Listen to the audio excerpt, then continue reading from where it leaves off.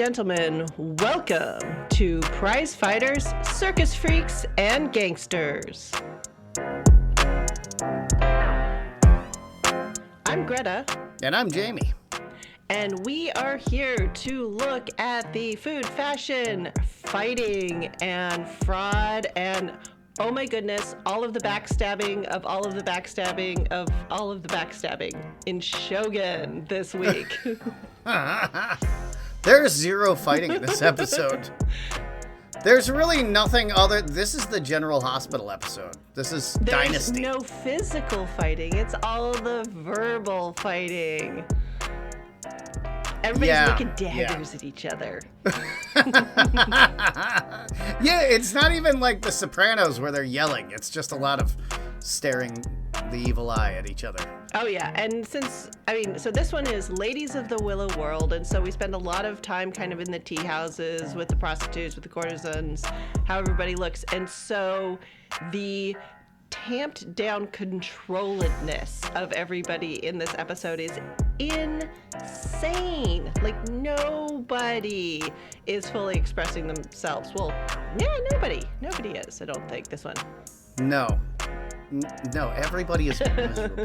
They are miserable, and they have the biggest, like, no hope vibe going in this. It's crazy. Everybody's just like, it's fate. We're all dead. Yeah, fatalism for the win. And we even start off with, like, terrible flashbacks of, what happened to Mariko and why she's so miserable. And of course, you've got like the ghostly kind of giggly girls running through the forest, very Peter Jackson movie, Magical Creatures or something.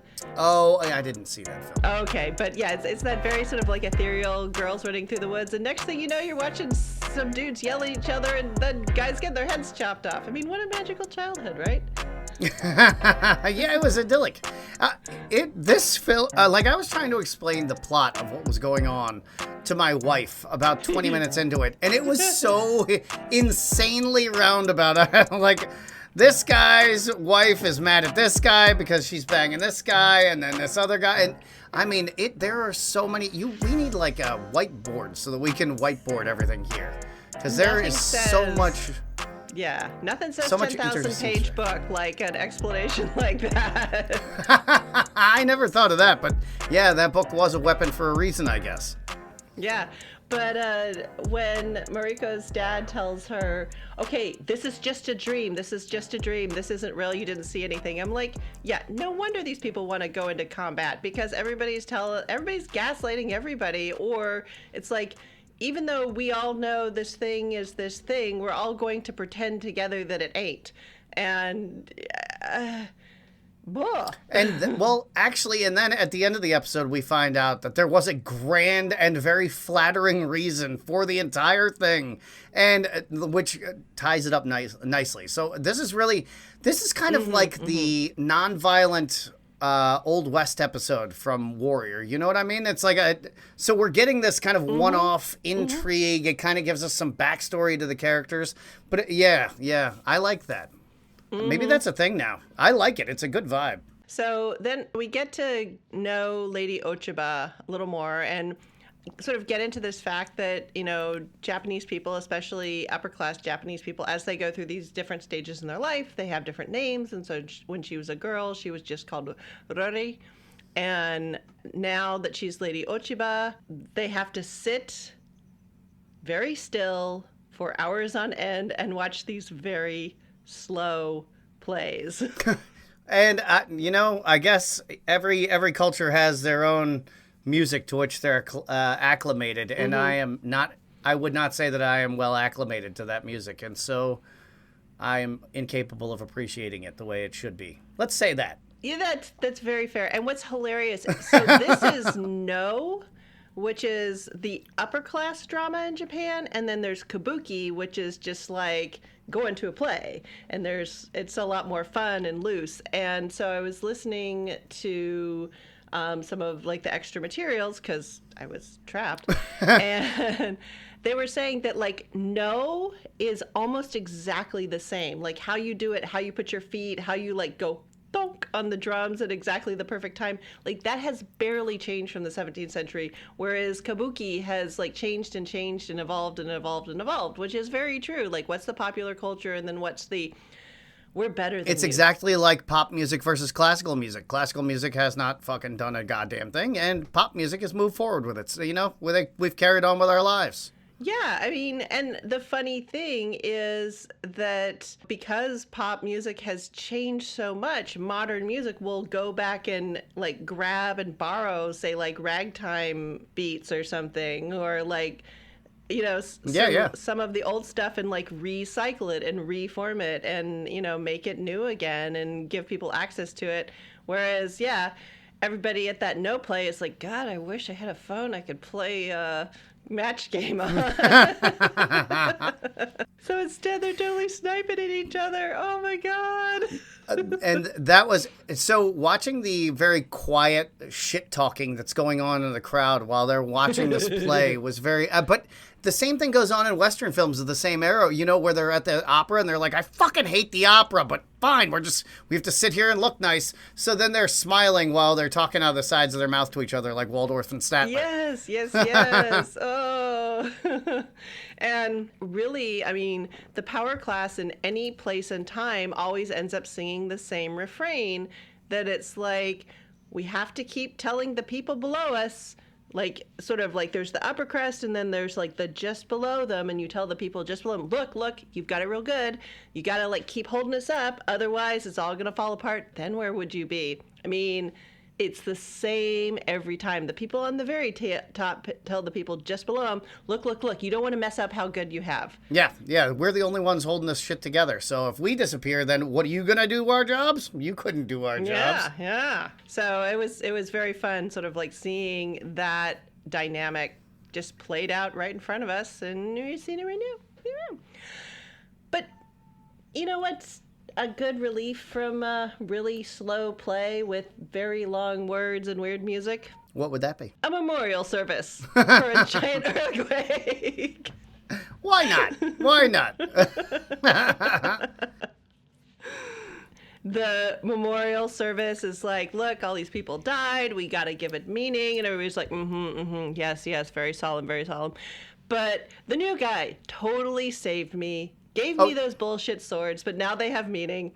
And I'm going to give him some more stuff. And everybody in the crowd, fucking new guy. Fuck this guy.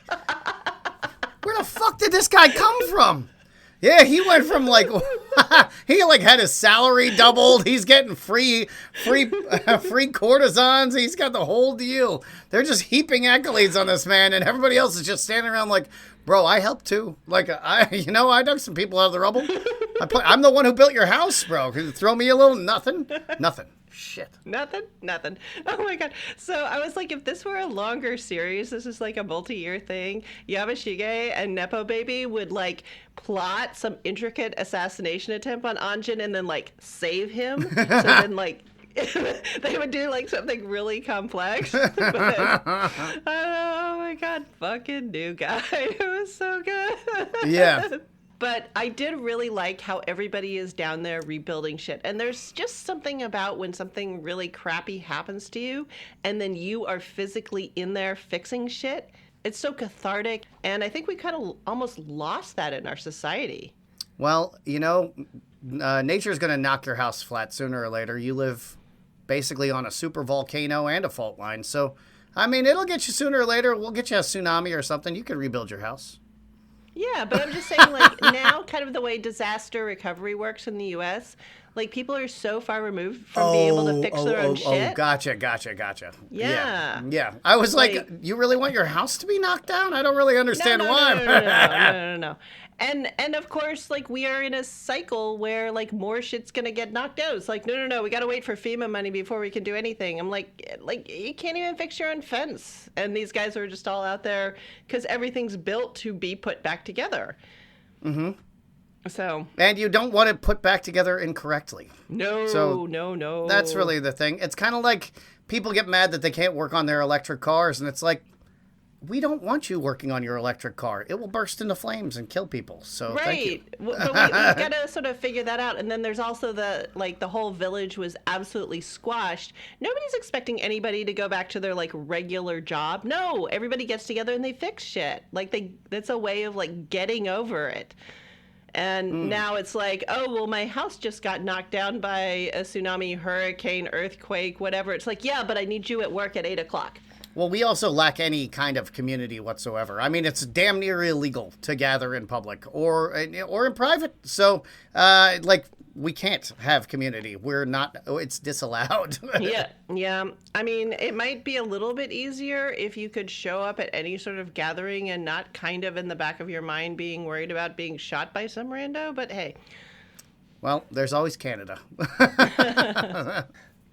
Although I'm sure the Canadians are keep your fucking craziness and guns down in the U.S. Thank you. But we get a little side thing, and Yamashige is dude, this is all going so wrong. This is all going so wrong for me. Time to write another will. I mean, speaking of fatalism, I love that little call out.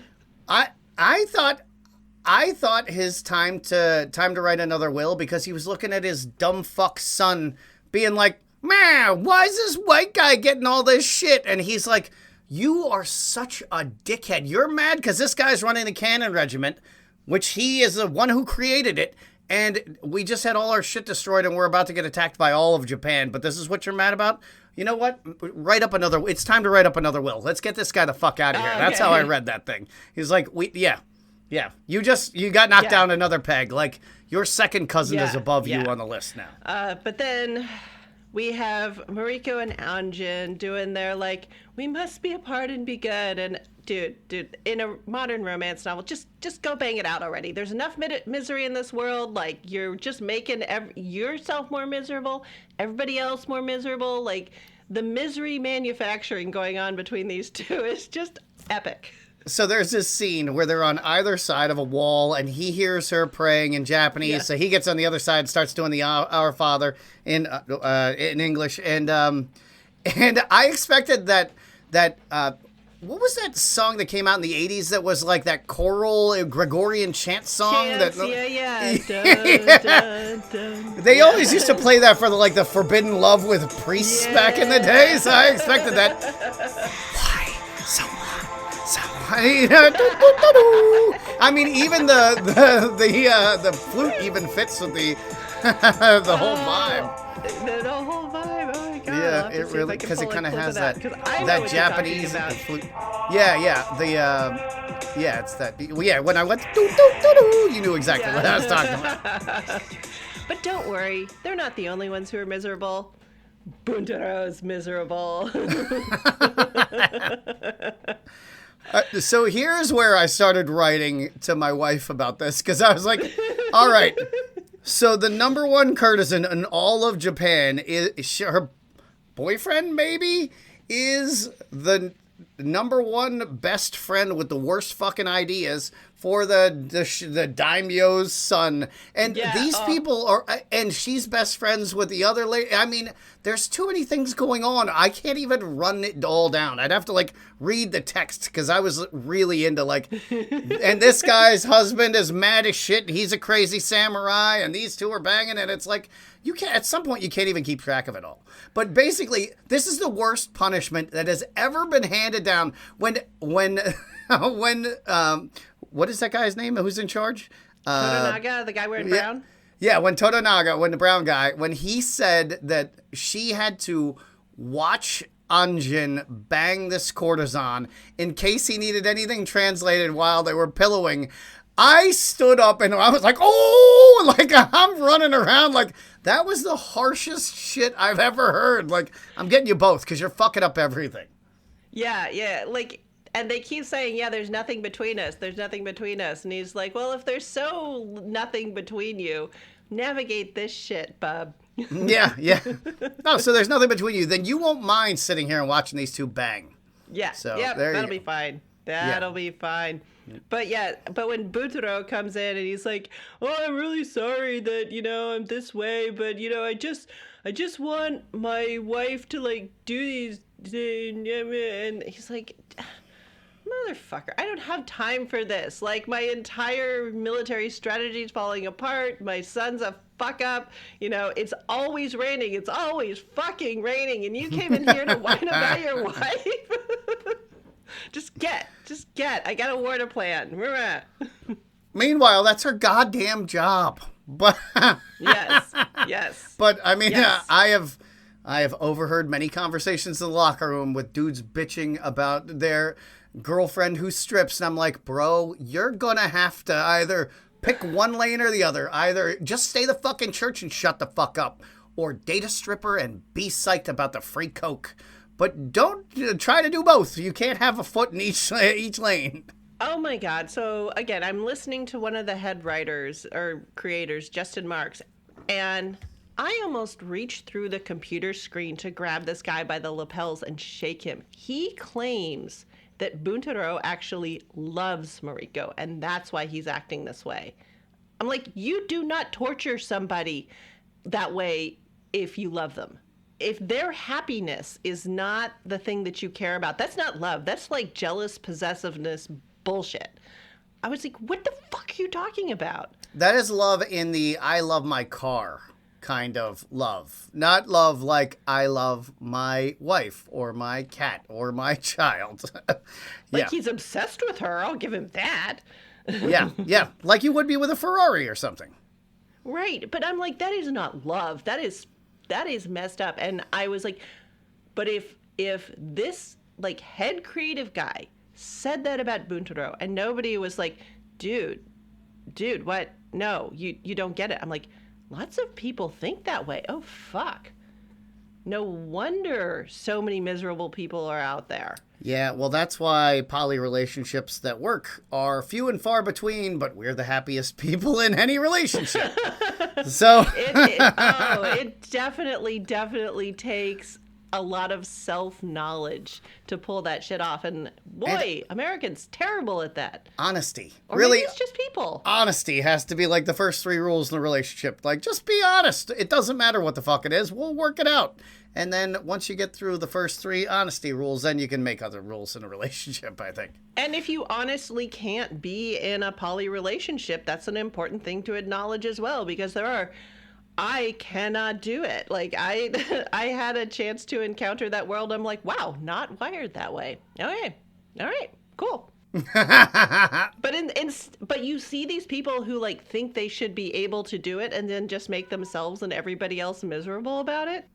Oh, I'm not talking about having multiple, like, amorous relationships. I just mean people with, like, kind of an open relationship deal where you could just kind of do your own, Yeah, I don't, like, this guy Buntaro, he's got this courtesan wife, and it's like, you're just going to have to either be into that. Wait, am I talking about the wrong guy?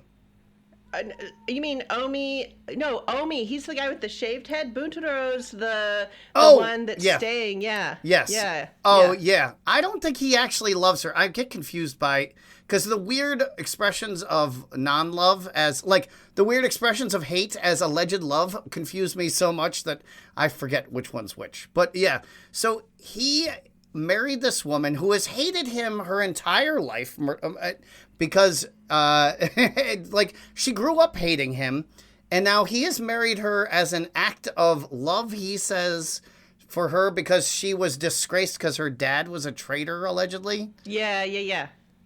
And he killed the guy who was in charge before the Tycho at the start of the show, because he was a real dickhead.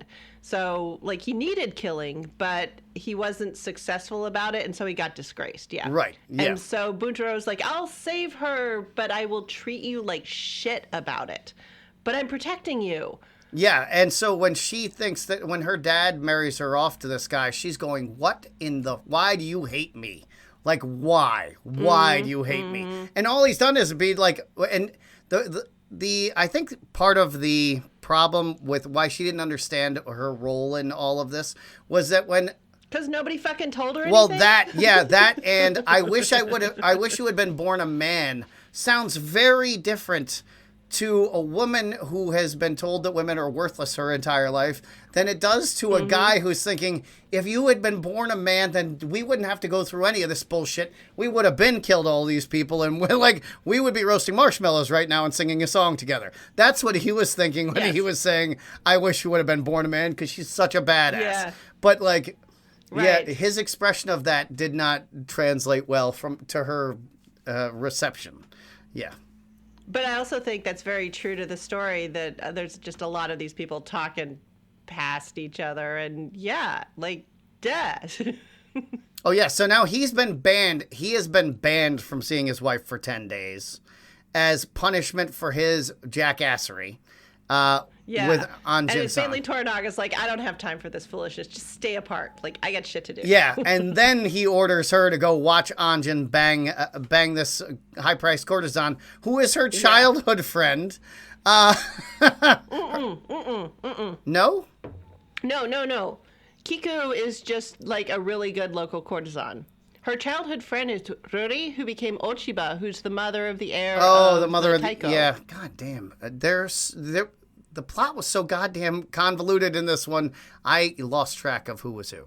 This is why I paid attention to how everybody's color-coded. Kiku always wears red. Ochiba is always wearing 14 layers. And see, I'm trying to figure out, because I didn't understand what the hell the title of the thing was, the Ladies of the Willow World. And so I immediately started looking up what the hell a Willow World was, because I was like, what in the fuck is that? Do you know what it is? Yeah. Okay, so this is common knowledge to you, but maybe we ought to explain what geishas and what all of this is, you know? So geishas were considered to be like a willow that bends to serve every customer and grows stronger with age. And that is against the oiran, which is an opulent flower whose life is fleeting. They are in the willow when the willow world when we get there, and the woman describes these geishas as lilies in a lilies lake. in a pond. Yeah, it was literally like that. Is almost word for word what comes out of the Wikipedia on like the difference between these things. But oirans were a type of geisha who were like the most expensive geishas. And then the highest... they were the super expensive party hosts who almost never had sex for money. Well, there was a very, very high... So these were the high-ranking ones. I guess they're like the upper echelon, the upper top 10%. And then the top 1% or whatever is called taiyu. They don't do any sex work. They're just like you said, they're like the ultimate combination of like an academic and a party host all at the same time. So they're just there to be like, yeah, I can talk about literally any subject you want to. I can sing you a song. I can write a poem for you. I can do whatever you want. What is your desire? I mean, in classical Greek society, the Hetaria were Hetaira, I'm not sure how to pronounce it, but there was a class that it was almost exactly the same thing. They were like there to be academically entertaining. Oh, fun. Yeah. Yeah. I mean, I guess that's what we would be if we happen to get paid for this. Then we could be in our own... Once we hit that podcasting level, then we will be that. There you go. We'll have to learn how to pronounce the word. Yes.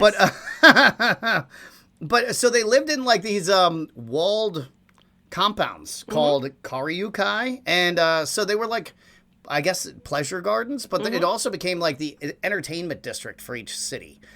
So I thought all that was interesting. And I was trying to figure out who was who based on like how they behaved and how they acted. Okay. And I guess I felt like the woman who became the queen consort or the empress, what the hell are they called? Empress Dowager. Well, there's the Empress Dowager who never had an heir, and then she's like the head consort, and the mother of the heir is Ochiba. Oh, okay. Gotcha. Yeah, so I guess that's what I think she's a taiyu. Well, she did have sex with him, but I feel like that was only because he was the shogun. No, she's like an official consort. Like, she is part of the household. She's like second wife, basically. Oh, gotcha. Yeah. Cool. Yeah. Like you said, this is as soap opera gets. Also, the concept of a second wife is so confusing to me. Number one, the idea of having two people who could yell at me every day just seems like a terrible plan. Like, it's just, you're reducing your odds for happiness every time you expand the opportunities to get yelled at in a day. right? Yeah. Well, there's the political structure of that within the household is just insane. It's just insane. Yeah, you're just making trouble for yourself, I feel like. But I guess you got to have kids. But let's light some shit on fire, okay? Okay. And so things are starting to burn in Osaka. And they're like, all right, Ishino's just like, fuck, I'm taking hostages. We're going to get this shit straightened out. And so all of Toranaga's family is like trapped in Osaka. And they send the guy off on the horse racing to warn him. Like, things are going down in Osaka. He is Japanese Paul Revere. Yes, exactly. And the Jesuits are like, what do you mean I can't get in to see the head guy? I'm the Jesuits. So especially against, because we're kind of used to the Japanese costuming because of Star Wars. Like, it seems like almost regular clothing. And then you see this asshole walking around in that fucking... So he's in an all-black outfit. He's dressed like a pilgrim with a goofy, like a pimp hat on, and then this, like, collar that's, like... He's got the Elizabethan lace collar on. It's like a cone of shame for a Portuguese man. It is the most preposterous outfit I've ever seen. And every time he walks, you're like, that guy's a fucking dickhead. Like, he is by his dress. I mean, the maintenance and like what it took to get those lace collars looking like that. Yeah, you had to have like a person basically dedicated to getting your lace collar that way. They were using rice starch in Japan though. Yeah, they had the banging Japanese dry cleaning going on out there, so. That's probably why he was rocking that stupid ass outfit. It was the only place he's ever had it clean. He was like, there's not a single louse on this thing. There you go. Oh, but I do love when, like, the Japanese Paul Revere is, like, riding out of the Osaka palace, and he's, like, using his katana as a saber. I'm like, I buy that. That was the one, like, major combat in this episode. Oh, that's true. There was that. Yeah, but I was like, yeah, a katana as a cavalry saber, that tracks. That works. Although, so a bit on the historical accuracy of this that I recently discovered by accident is that samurai were not as tough as we would like to think. And in fact, probably you or I would have no problem beating up a samurai because they were so riddled with parasites. Really? That they were like, they were constantly ill because of they had parasites from the flooding. It was the... There was, with the rice paddies transmit a ton of trichinosis, or it wasn't trichinosis, it's another trick word. But so there was really, really high incidences of like worms, parasitic worms. And so I discovered this, I think, looking up North Korean parasitic worms. But so parasitic worms were a bad John. And so that would compound, they would give you anemia and stuff like that from having the parasitic worms. And then you would just be weaker than. Okay, yeah. I'm sure farmers definitely were dealing with that because, they would be like working through and weeding the rice paddies and everything. And basically once a year, every township or whatever would get together and do the transplanting of the rice. But I'm just thinking about with like all of the bathing that they did and all of the extremely fresh food that they ate and the fact that they actually had doctors who kind of knew what the fuck they were doing. Really? It was because I was trying to find out the incidence of parasitic worms in Americans in the 19th century, and then it was tons. Yeah, but then I just found out that pre-modern societies, it was just endemic. Like it's just it's pretty difficult to get around. It like no matter how advanced your sanitation is, you're still going to have the problems of parasitic worms just because of like flooding and things of that, because of the rice paddies and the way that agriculture is done especially in the Far East. And then that's true. You have like really limited resources, so they are partly using human waste as fertilizer for agricultural purposes. Mm-hmm. And also people would reuse, you just reuse items or things get passed down over time, and you can pass infectious diseases and stuff like that way. That's true. But I just think, especially in the upper classes where the samurai would be existing, they would probably just like maybe like the foot soldiers down who are just like regular knights. But, you know, like the guys kind of up in the society, I'd think they would actually probably be in pretty good shape. Oh, I'm sure they would be in pretty good shape, but I don't think they were the vicious whirling machines of death that we commonly imagine them to be. I think that they, especially with samurai, they were like, you know, if they didn't get you in the first pass, they expected to die. That's true. So That's true. They weren't out there trying to have a long fight. They were just trying to get it over quick, probably so they could sit back down and rest their parasites. Fair enough. So yeah, I mean, and I love being back inside in the Jesuit house and just being reminded of like how dark and how cluttered and how stuffy it is in there. And filthy. That's what made me think of the parasites in the first place. Yeah, okay. I mean, imagine what a nightmare they must have been by comparison. Oh, but after that, that's when we get into Ochiba, and she's wearing what, like 6 kimono or kuside at this point. I mean, talk about somebody who's doing the hold her action and wait for the perfect moment to strike. Like, she's been holding on to her anger since she was what, like 12 or something? Yeah, she has. But you're right. She was out there with those kimonos like she was an Abercrombie and Fitch model from 2005. Right. Yeah. Just pop collars of every color. Yes. Oh, my God. Oh, wow.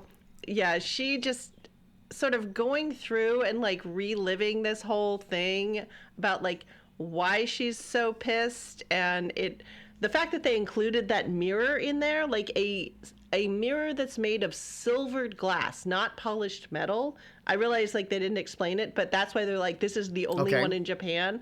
I would believe that, because even back in Europe, where putting a coating of silver on the back of a pane of glass was like super duper new, like a silvered glass mirror in Japan would have been like the most rare thing ever. It would have to have come from Venice, right? Venice was the only place that made that glass?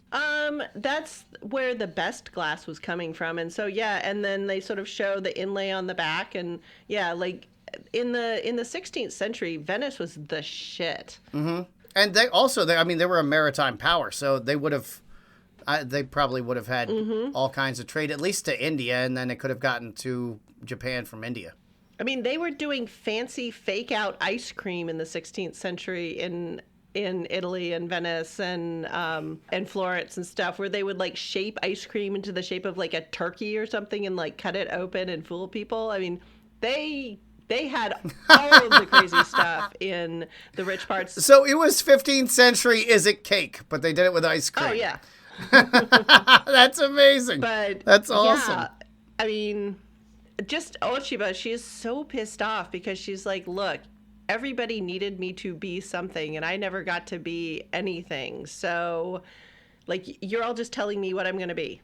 Great. Okay. And I guess she, but she still wants the society to go on, and she still wants to exist within it. So she's like, yep, I'm going to do it, but I'm going to stay mad. I'm going to stay mad. Yes, gonna harbor. That's one theme that they really love in historical epics. And I don't know if it was common to hold a grudge where you're like a murderous hatred drives you over the course of like 40 years so you could travel across an ocean and avenge somebody's death. I feel like I don't have the attention span for that shit. At some point I'm just gonna be like, you know what? I like eating strawberries and lifting weights and like not being eaten up by hate all day long and trying to cross an ocean to go murder somebody I never met. I was going to say, my affection for cool shoes and delicious food just is too distracting for me to keep that level of hatred up.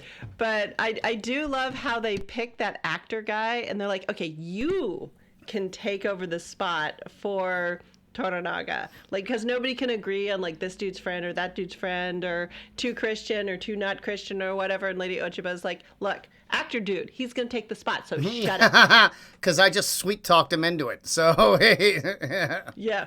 And I was literally like, how many Scaramucci's is this guy gonna last?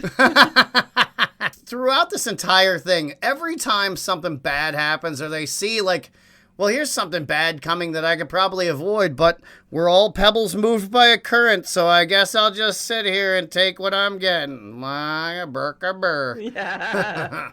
I do love when Ochiba says, I miss the Taiko's strength.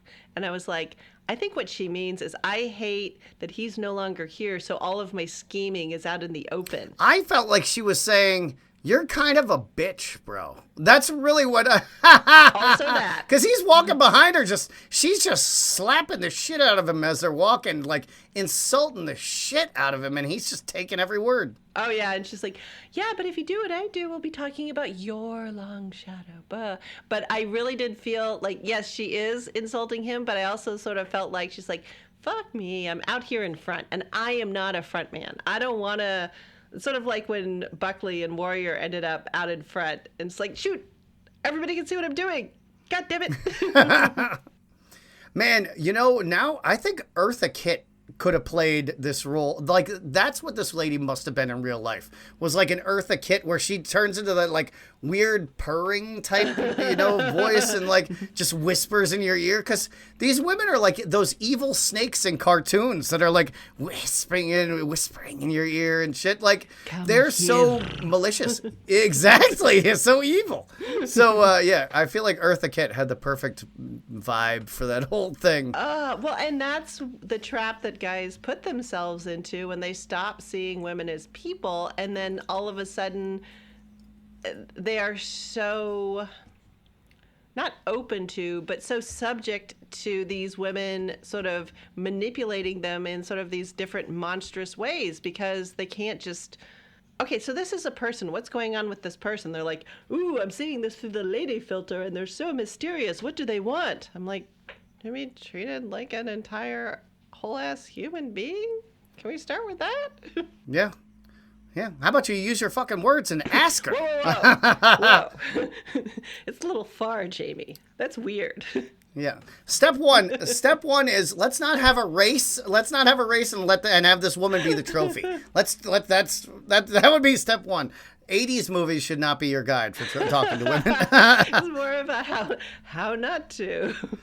Was I not the... Because I was confused as hell throughout the 80s, just being like, what the fuck? What is wrong with women? Women who just walk off with guys who win, and and I'm just looking at the women in my house like, so you guys are psychopaths? I have to win? Well, what's going on?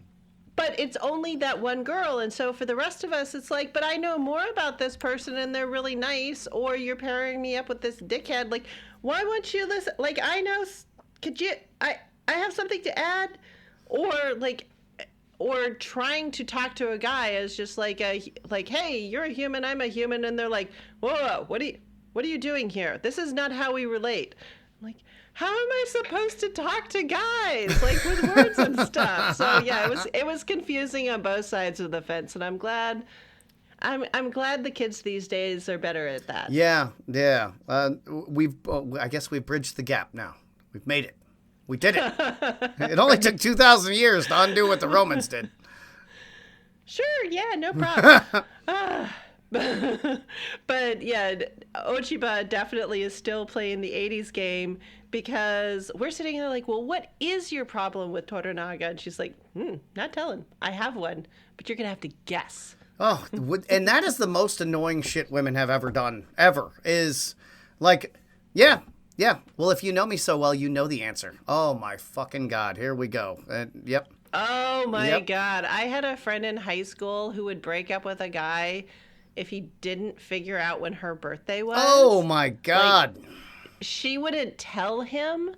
And so, like, if April went by and, like, he didn't do, like, a huge thing for her birthday, and she's like, well, I have to break up with him because he didn't do anything for my birthday. I'm like, did you tell him when your birthday was? No, if you really cared, he would have found out. Found out how? So you want a stalker, not a boyfriend.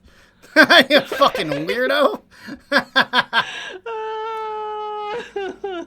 But this is a really interesting reminder, this episode, that when we think of politicians and we think about what motivates them, we always kind of have it in our heads that they have the public good in mind, but they almost never do. It's just that. So when you're trying to figure out, why the fuck did we go to war with this country or that country, we got to look into their personal lives, because that's where we're going to find the answer. It's not going to be in the greater statecraft going on around it. It's going to be somebody said something to somebody and it got through the back channels to this person and it got in his head or her head or whoever. And yeah, we are definitely back in that period. I really do think there is a chunk of time in the middle of the 20th century where a lot of people were sort of very earnest about politics, and we have left that period firmly in our past. Yeah, we had Dwight Eisenhower who was like, I'm trying to do the best I can. I shouldn't even be here because I'm from the military. And Yeah. it's like everybody stood up and cheered like, you shouldn't be there and you're saying the right things. So thank you. Yeah, Keep doing yeah, a good but job. yeah, we are firmly back, and I can't. You stole my car in 4th grade, and I am gonna get you back for taking my Hot Wheels. That is where we are. Yeah, and I'm going to vote to defund the post office and then shoot at anybody through the front door when they try to deliver mail. When it finally gets to my house 15 days later, as you said. Oh yeah, blah. But if you so I guess we're gonna have to go back to what they're doing in Japan. If you have a really important message to deliver someone, just get on your goddamn horse and ride till you fall off it. Well, they're paying people to move to Japan right now, so maybe we should just move to Japan.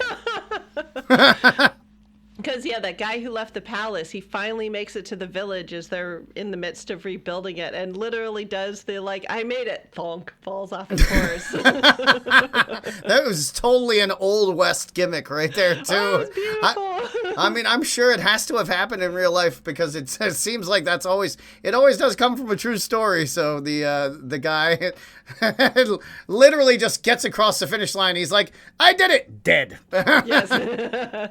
But yeah, they bring him in, they give him a cup of tea, and they're like, all right, what's going on? And he's like, well, Ishido's gone and done it. You know, the whole thing's coming down. And so they're like, okay. So do we do the desperate plan? Do we do the thing? Do we? Oh yeah, because he killed the one guy who fucked up his plans. They had a council meeting, and the council was all decided that they were going to, because he stacked the bench, and so he thought he was going to get a unanimous vote to fight Toranaga, and the one guy, I forget what his name was. He's the guy who always wears like powdered blue and greens and has like the really awesome chin beard. Yeah. Well, because he's dead now. He dead. Yeah. Because he was like, fuck this, we're leaving in the middle of the night, and they all died in the forest. Yeah. Killed by quote-unquote bandits. Bandits, yeah. Yes. And the part of my brain that is always replaying The Princess Bride, all I could hear was like, killed by pirates is good. Plus, I love the fact that which we glossed over, but when Anjin-san was talking to Toranaga, and he was like, yeah, I want my ship back so I can go back to doing fucking pirate shit. And Toranaga's like, no, you can't fucking do that. But he was literally just saying, like, I just want to be a fucking pirate, damn it. I don't want to do this canon shit. Pirating is what I do. And that again, he's like, I want to go be a pirate. I want to go be. And then back when he was like the gardener with my merry pirate crew. Yeah, when the gardener got killed, he's like, a senseless death. Stop everything. I'm like, you fucking hypocrite. But then we get to your cup scene, your favorite cup scene, because Mariko's my in favorite there cup scene. negotiating for Kiku's time, and Gin, the madam, basically starts off with, what lovely lacquerware, which, just insult, wham, too bad it's not porcelain. Oh, I didn't even get that. I didn't even get the insult. I thought you were just going to talk about their lacquerware. And No! Oh shit. I missed the rich lady insult. It went right over my head. Oh, just like you're saying there's no fighting. I was like, no, there's fighting. It is just like low key, like women who aren't allowed to like beat the crap out of each other. They're going to do it this way. And so she's like, what pretty lacquerware. And then poor Fuji's like, yeah, like our house just fell over. And so all of our porcelain's been crushed because lacquerware is a lot more resilient when it falls off the shelves, whenever it's fine. And she's like, yeah. Earthquake's been hard on all of us. And then just like the way they're putting the cups down, like whether they're putting it down squarely, whether they're holding it with one hand, whether they're tipping, like she puts it down on one side, dunk, chunk. I noticed they were doing all that, but I had no fucking idea what was happening. They were making a big deal about putting down teacups. I'm like, what is going on? Why is this so important? But I had no idea what was happening. Yeah, and so I'm not sure like which was like more insulting and less insulting and everything, but clearly like there's a whole language we are not privy to going on with the way that they're holding their cups and drinking out of their cups and putting their cups down and picking them up. And like, no, this is like they are fencing so hard and we don't know the rules, but the insults are just flying thick and fast here. Well, what I did pick up on was when when it's discovered that she isn't negotiating for Lord Toranaga, she's negotiating for Anjin. Then the court Gin loses it. The madam. Oh yeah. Oh well, how are you handling that? Because I hear you guys are never ever apart. Like ever wink, apart. Yeah. Wink, wink. Yeah. Wink. I mean, and if there's one person who reads like attraction and body language or lack thereof between any two people, it's the madam of the tea house. Like Yep. that is her whole entire business. You can't get shit past this woman when it comes to her subject of PhD study. And then her next comment was basically, at least the way I read it, was, so you jumping in? Like, is this, you guys getting this together? Yeah. Is that... She was just baiting. digging in knives. Oh, got her so good. She enjoyed Yes. every second of that. It was just brutal. And then she negotiated such a high price and then managed to get 3 times as much money apparently as it would have cost normally anyway. And and insulted the shit out of Mariko the whole time. It was amazing. Yeah, and Mariko's like, I gotta do this because, you know, what's becoming very clear about her is, first and foremost for her, she is team Toranaga. Like, she's like in his chain of command, and that is what she will give everything up for. Yes, because as this episode reminded us constantly, duty is all. All is duty. Never, ever, ever stop your duty. Duty your duty. Yes. And this is when Kiko is, you know, she's trying to chill Omi out, like the headman of the village who's like really, really into her. And she's like, look, baby, it's cool. I just have to do this. You know, I'm a courtesan, like it's my gig. And just think how cool I'll be. And then you get to sleep with me if I like do this thing. Like, I'll be even better. And he's like, okay, baby, whatever you say. Oh boy, I loved his reaction afterward. I didn't even expect that. Like, I'm jumping ahead again, but it was just, that guy was just so miserable the entire time. And you know, you just feel for the guy because like he's really trying to be the best he can be, but he's got his mom pushing him from behind. He's, you know, friends with Nepo baby who's full of like idiot bullshit ideas. And he's like, I just want to have a girlfriend in my little fishing village, but suddenly I'm and now she's gonna go bang this big white dude. Yes, damn it. Yes. But I mean, Anjin is so funny because he's like, all this status stuff I have to do is like so much work. Again, I just want to be a pirate. Why do I have to like be in this chain of command? He was like dragging it. He looked like a little kid who was being dragged by his mom to like a formal or something. Like, God, Mom, I don't want to go. Dragging his feet. It's like, you're about to go get laid, bro. I don't want to. Why am I even doing this? He even says that, like, why do you even give me this gift? This is so stupid. So he does turn to Mariko and basically goes, yeah, do you think anybody knows we banged? And she's like, Jesus, dude, can you, like, not say every thought that comes into your head? Are you the dumbest mother? I wouldn't be standing next to you right now if he didn't think we had. You fucking stupid ass. So there is a pretty funny thing when they go into the tea house and they're like, okay, everybody is watching like every move that you make. And Gin comes in. She's like, I hope you will enjoy your private time. And I was like, yeah, no. Like, there are cameras in every corner of this place. That was pretty funny. Except the cameras were actual people. Exactly. Yes. Yeah, they were doing that peephole, John. The old school bathroom peephole. Yeah. And boy, oh boy, is just the whole tea house scene kind of into edging. And like, even when it just comes to like slowly drinking sake, Anjin's like, I am not into any of this waiting stuff. Like, just give me the bottle. Just tosses it back. Who am I fucking? Let's get it on. Let's get on with this. And like, no. Compliment the way she poured that sake into that little thimble for you. She's like, yeah. All right, so what about the move of the geisha going behind Mariko and saying, so Mariko's not allowed to talk to Anjin-san about anything. Right. So she is basically like speaking all the things that I guess she would want to say. Isn't that how you kind of read that? Yeah. Totally. And even sat behind her, so it was like, yeah, okay. She was giving her that opportunity, and then she was like, all right, now I'm going to go fuck him. Yeah, because the other sex scene was sort of like dim lights, we go away. Like, no, this was the sex scene between them. Yeah. Like this, and they're like not even touching. Because again, Kiku, she knows what's up between these two people. That's her whole job, is sort of like reading the attraction or lack thereof between people. Like, and because she's like, yeah, I know you guys are a thing. Because she's like, I cannot stand by while a woman suffers. She's like, you want him so bad. Yeah, this was practically the sex scene in Demolition Man, where they just sat across from each other with their headsets on. Oh my God, that's exact. Yes, it's exactly it. You're 100% right. That's exactly what I can bring everything back to Demolition Man. But anyway, little Christian self-denial. Great.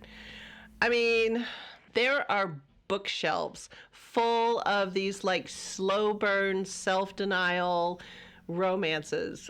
It's a whole genre, and like they just play bookshelves in your house. No. I have no. No, you're not in the slow burn. No, and at this point, there are no bookshelves in my house. That's why my sound was so crappy there for a couple episodes.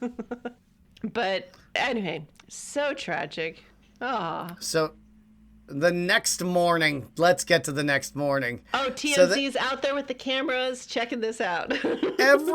So this is like, nobody can go into the pleasure village. So they're all just waiting at the gate. Like the whole fucking town showed up. Like you got Omi out there is waiting there with his hangdog expression, which becomes even more hangdog when he sees his girl come skipping out of there, staring at Anjin like, all right, there's competition for Mariko now, because and she's like waving, bye-bye. Yeah, I'm counting the seconds till you get back, and Anjin's like, what did she say? And she's like, she said it was good. Get the fuck on out of here. Shut up, stop asking me stupid questions. You know what she said. But yeah, this is again, there's no social media, there's no morning television news. So what are people going to do? They're like, yeah, let's see how it went. Because, small town, not a fucking thing's going on. Everybody wants to know. Plus, it's not like any Japanese woman's going to fuck any of those disgusting Portuguese sailors who haven't bathed in 2 years. So they're like, they could fuck a goat if they want to fuck. So something that smells as bad as they do. Yeah, so I'm sure there was a lot of curiosity about what was going on in the pants department for Anjin. But yeah, Omi absolutely hangdog look. He's like, I guess. When I went to Inner Mongolia, I had never ridden a horse before or anything, so I was a bit of a minor celebrity among the Mongolians because I threw people so well and rode horses and stuff. Mm-hmm. And guys started following me into the bathroom, would check out my shit and go back out and report. It was hilarious. I had people following me around. It was quite something. So yeah, I imagine that's where the Anjin thing was coming from. They were like, we want the report on what's doing down there. Let's. There has literally been nothing new in this village for 150 years. We will take anything that counts slightly as new and exciting. Yep. Imagine what Yasuke did to Japanese culture when he was there like 50 years earlier. I mean, I mean, first of all, they were like, "Can I touch your hair?" Yeah. Like that was the first thing I'm sure every single one of us said to this guy. I had Chinese people touching my blonde hair all the time when I was in China in 1998. Oh yeah. So, yeah, a lot of novelty there, but that was hilarious. So Omi is just mad as hell. Yeah. And so is Mariko. She is equally pissed off. Well, I don't know if she's pissed. I think she's almost just more exhausted at this point. She's like, God, like, Dad, I can't kill myself. My husband won't divorce me. I had to go through this whole thing. Like, she just, like, ugh. So we get to Lord Toranaga saying, what could have turned Ochiba into this, like, evil, vindictive, upset woman that she is today? And I'm sitting here going, buddy, we don't have time for the list. Oh my God. Unfurl the scroll. Right? But yeah, Mariko's just like, fate. I'm like, yeah, good as answer as any. Like, yeah. Why drag it out? Like, yeah, there's no way you will just lose every scintilla of interest in anything if I start listing it out. So just no, fate. Let's call it a day. Plus, this thing would go another hour and a half if we tried to describe every step of Jesus Christ. But this is where Mariko says, for me anyway, the line that hits the hardest. And he's like, well, we all have terrible things that happen to us, and we managed to, like, deal with it honorably. And Mariko's like, dude, what? I can't, like, I thought, And it's like, well, okay, let's talk about it this way. Like, guys choose to go to war, and they have, like, a cool list of reasons that they want to do it, like revenge, pride, money, whatever. It's like, you go to war. As a woman, war's just here. Like, I can't escape it, and I also can barely fight in it, but I'm just, like, always under siege. Just, yeah. I think you might have missed something. I mean, it's always, everybody's at war at us. Just I'm a little about it. Yeah, well, you have every right to be. I wish I could. I mean, there's only so many people I can punch, and really, punching them does not help. Yeah. It's confusing to me. I don't know how to win. And I also appreciate the really kind of realistic way they wrote Toranaga's answer to that. It's like, oh yeah, love a feisty woman. Anyway, yes, you're a pawn. Whatever you do, don't break ranks. We need you guys to hold up your side of the boat so we don't lose our hold in power. And you wouldn't want to hurt us, would you? She's like, actually. Yeah. Actually, yeah, I kind of do. But that was so realistic. Like, that's how the power structure always maintains its power. There you go.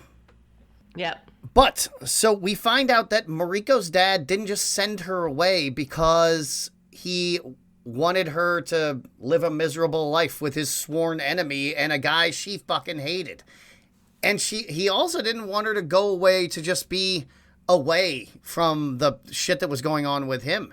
He sent her away like it was fucking Red Dawn and he was the dad stuck behind the barbed wire, and he's like, boys, avenge me! Avenge me! That is exactly what he did. So he was like, you're the undercover samurai who's going to avenge me and tear the shit out of all this nastiness that's going on. Right, and that's why she got married so bad, not because he didn't want to marry her to somebody where they'd go, oh, but you're too good of friends with her dad, so we're just going to take you out and her as well. It's like, no. I'm marrying you into the hinterlands, into like a semi-enemy clan, yeah. And also so she could like be far away from the fighting and and start up that revolution out in the boonies where nobody's paying attention. Yeah. He really did set her up for the perfect, like, guerrilla warfare. I mean, she's Sarah Connor's Japan. 1600. Totally. And that definitely distracts Mariko from her, like, being a woman sucks. I feel like now she has, like, a new focus for all of her anger and frustration and everything. So, that was good.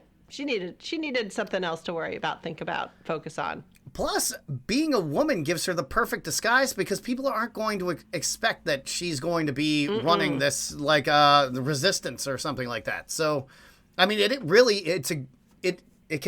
can be either like a prison or like the greatest disguise ever. And that's really what Ochiba has definitely figured out. I don't think she's a happy person, but she has definitely figured that out. Mm-hmm. Yeah. So is Jin. Yeah. Gin has... Yeah. I know. They spell it Gin, and so when I write it in my notes, I put an H in there just to remind me that it's a hard G. Yeah. But, yeah. So Ochiba, she's been holding this grudge since she was like, 12, 14, whatever. And she's like, how long is it going to take? Like, can we take Toranaga out already? Come on. Like, she is, yeah. So what was the deal? Was he killing Christians? I saw him like chopping heads off. And so was Mariko's dad killing Christians? Or no, he was killing people who weren't Christian? Who was he chopping the heads off? They were just people who were allies of the guy who was in charge before the Taiko. Like, I wasn't real sure. Like, but okay. Yeah, he basically...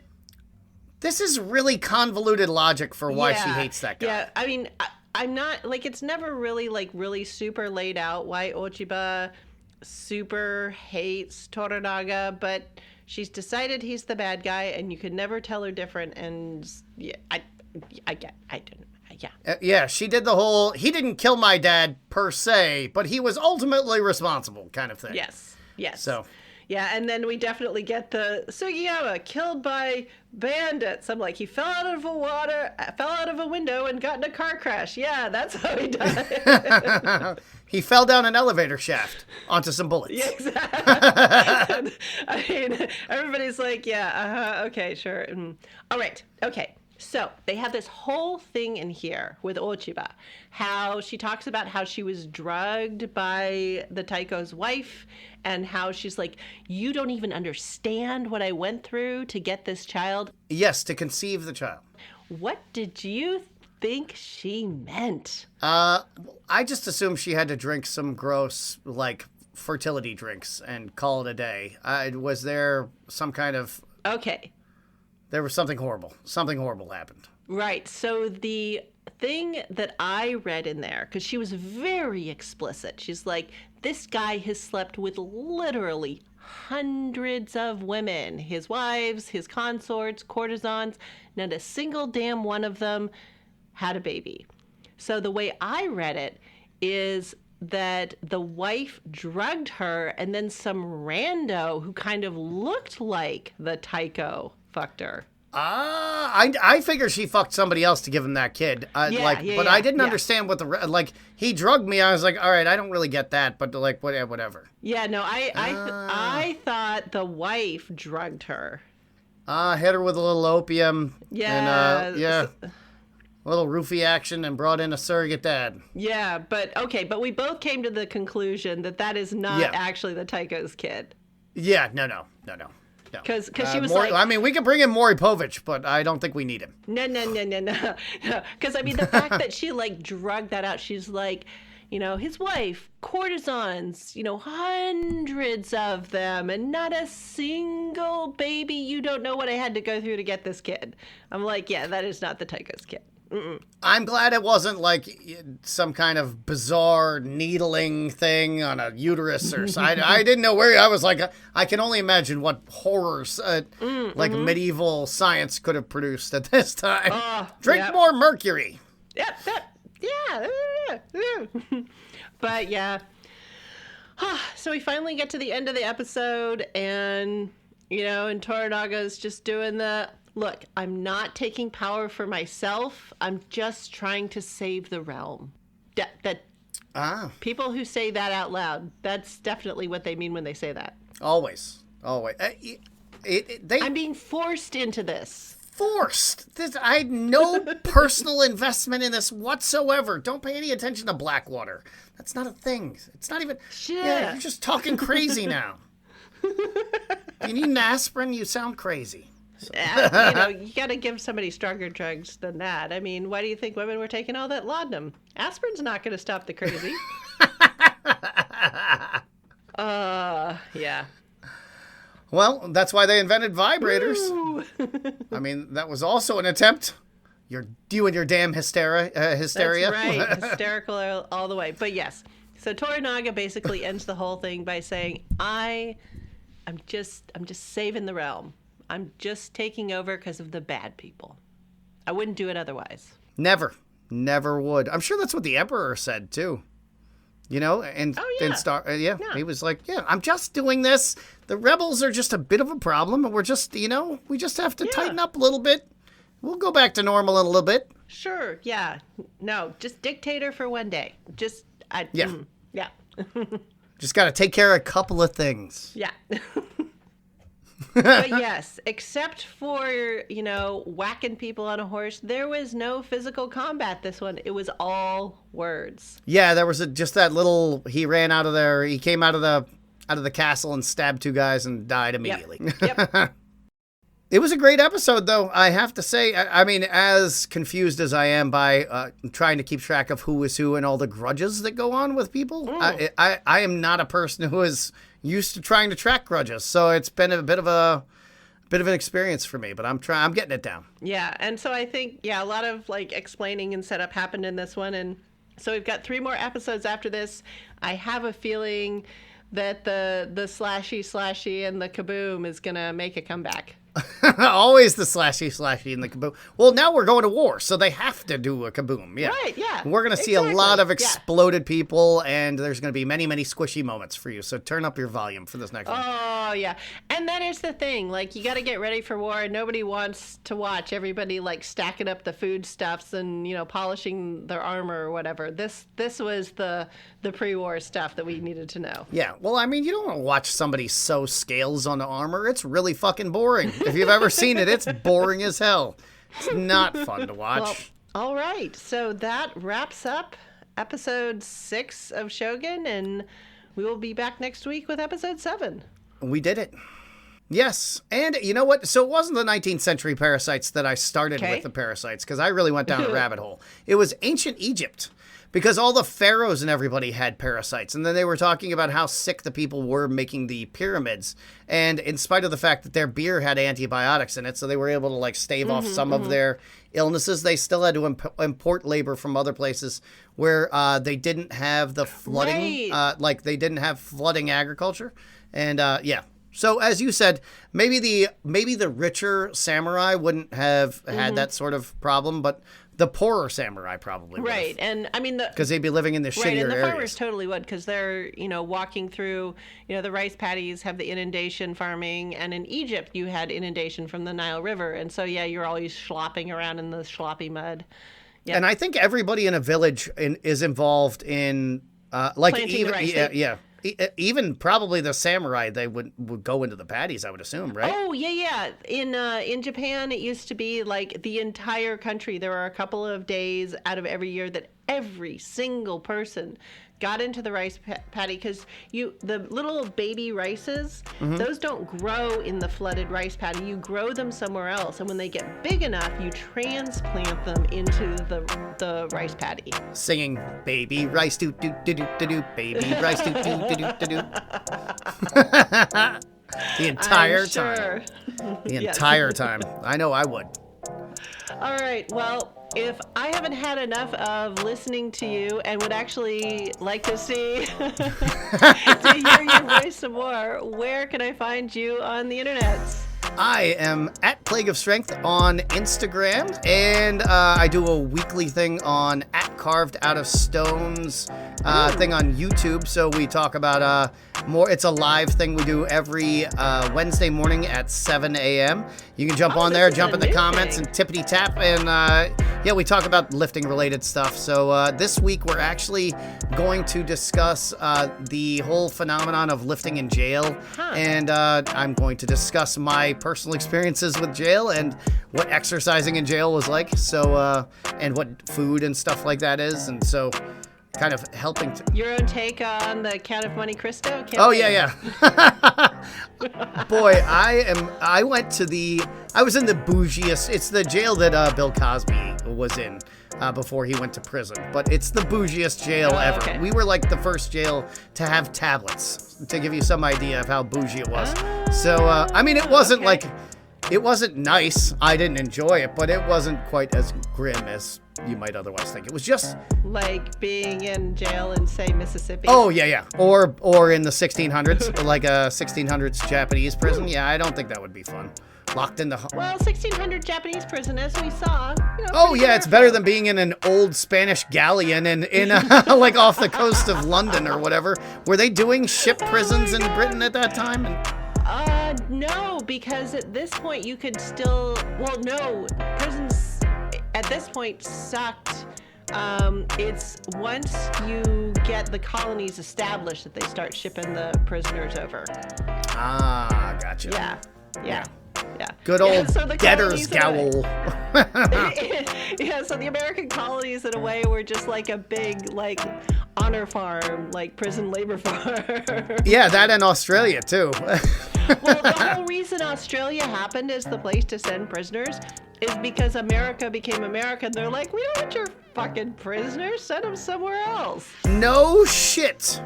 Yeah. Wow. I love that Australia was like the prequel for Fortress, that movie that came out in like the 90s. It was a prison island. It was a prison island, and people were always trying to escape. It's like, where the fuck are you gonna go? You're gonna get eaten by sharks or whatever. Like, there's nothing around. That was Australia. And where can we find you? You can find me at the History of American Food, where I am starting the 19th century, and you'll learn all sorts of things about American food, including why we call it canning, even though we do it in jars. Ooh, do you want to give us because now I'm dying to know why would we call it canning if it's not going to go in a can? Well, the hint is it was initially called home canning. And so canning came first, then the jars came second.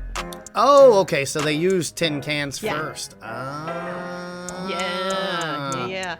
And it all comes down to figuring out how to make glass at industrial scale. You know, that's another thing that just constantly skips past my brain. Like, we live in a fantasy land of glass. Like, we totally take glass for granted. Mm-hmm. Like, we just ignore glass, and it is a fucking miracle. Well, the thing that blew my tiny little mind is that the 19th century factory, as it exists in America, was only possible because they figured out how to make plate glass. Otherwise, you wouldn't have had any lighting at all. Yes, and they didn't have electricity until like 70 years later. Fascinating. Well, everybody needs to go listen to that podcast. I already do follow your podcast. That's how we met. But what if I'm gonna ask you one more question that's totally unrelated to anything else, but just because I'm curious. So in the era of Warrior, we'll say, for instance, just to give you a time period, what was the cookie of choice in America at that time? Because now I'd say it's chocolate chip cookie, right? But like... Yeah.